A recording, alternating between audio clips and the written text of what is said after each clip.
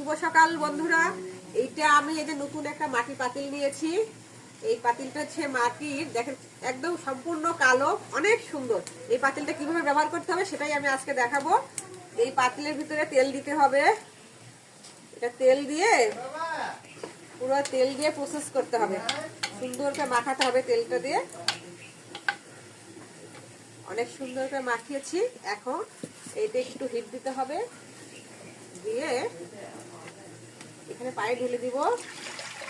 পানি ঢেলে দিয়ে এটা আধা ঘন্টা গরম করতে হবে, তাহলে এই পাতিলটা আর কখনো ফাটবে না। একটু দেখে শুনে ব্যবহার করলে অনেক দিন থাকবে। এই দেখুন জলটা গরম হতে আছে, অনেক সুন্দর। এটা কিন্তু 20 মিনিট গরম হতে হবে,